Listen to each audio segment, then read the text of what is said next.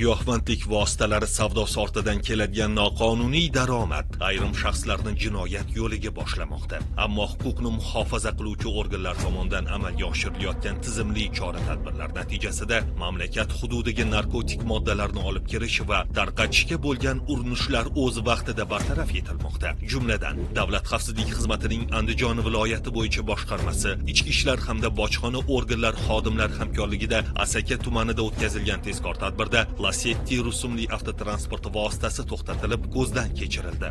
Taqiqlangan narsalar bo'lsa, o'z ixtiyoringiz bilan taqimsiz unumli bo'ladi. Bormi?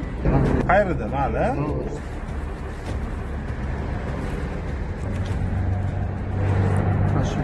Ko'ryapsizlar, olisizlar. Bir bo'lak garaj bo'lmoqda. O'z taqdim qilyapsiz, qayerda tursiz? Qani ko'rsating. Qayerda? Bu o'yda orqasida deyapti.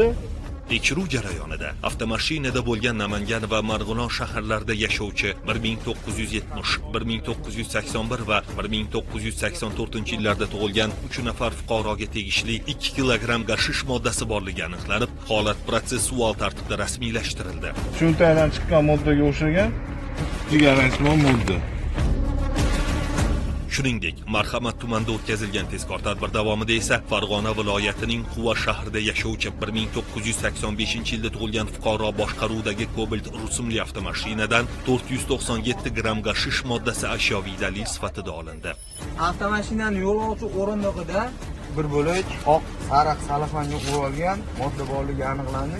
Ta'kidlash lozim, bu turdagi giyohvandlik vositalari mamlakatimizga xorijdan kontrabanda yo'li bilan olib kelinadi. Hozirda har ikki holat bo'yicha qonunbuzarlarga nisbatan Jinoyat kodeksining 273-moddasi 5-qismi bilan jinoyat ishlari qo'zg'atilib, qamoq ehtiyot chorasi qo'llanildi. Tergov harakatlari olib borilmoqda. Hurmatli fuqarolar, kundalik hayotda shu kabi qonun buzilish holatlariga duch kelsangiz, Davlat xavfsizlik xizmatining 1520 qisqa raqamiga qo'ng'iroq qilib xabar bering. Shaxsingizning sir saqlanishi kafolatlanadi.